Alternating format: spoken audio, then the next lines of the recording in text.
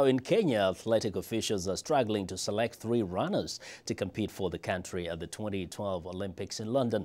Kenya's long-distance runners have been virtually unbeatable, dominating all 6 of the world's major races last year. As many countries try to find the best of their athletes to represent them at this year's London Olympics, Kenya athletics authorities face a unique dilemma. The country has too many of the world's top runners sure to bring in those medals, yet they need to select just 3 for the men's and women's team. In 2011, Kenya made an unprecedented sweep of all 6 of the major marathons, but notably, each race was won by a different athlete. Vincent bagged the second fastest marathon time ever when he won the Frankfurt Marathon for the second time in 2011. But even that doesn't guarantee him a place on his country's Olympic team. Me as an athlete, I would love to be chosen because now that I've run the second fastest time, I think really I deserve a position or a chance to represent my country in the Olympics. But the hard athletes, it will be at the discretion of the Athletics Kenya chairman to really see what are some of the things he's going to choose to make the decision on. Among athletes the authorities have to choose from is 2-time world champion Abel Kirui, world record holder Patrick Makori, winner of the Boston and New York marathons in 2011, Geoffrey Mutai, and the winner of the 2011 London Marathon, Emmanuel Mutai.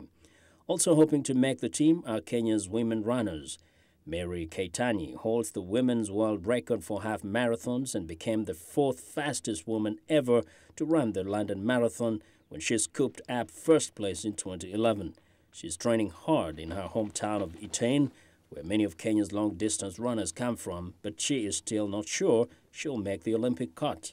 Somebody like Edna, already in the team because he was a world champion in Daegu, so I think they only need 2 ladies. Back in Nairobi, head of Kenya's athletics David Okeyo admits choosing between so many of the world's top runners is quite a headache, which is why he has appointed a panel of experts to help him decide.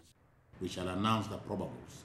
There could be 10 men and 10 women, and then we say, right, this is the team, and this team now must go for residential training camp, and thereafter we come out to the final 6.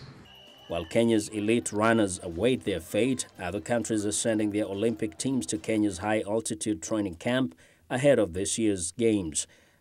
Among them, Mo Farah, the British 5,000 and 10,000 meters champion, and British marathon legend Paula Radcliffe. They say they went to Kenya to share in the country's secret to running success. Now, despite the lack of training facilities, other than hundreds of kilometers of dirt roads, foreign athletes are flocking to the town of Iten, where they say exercising at the high altitude increases their oxygen carrying capacity for races at lower altitudes.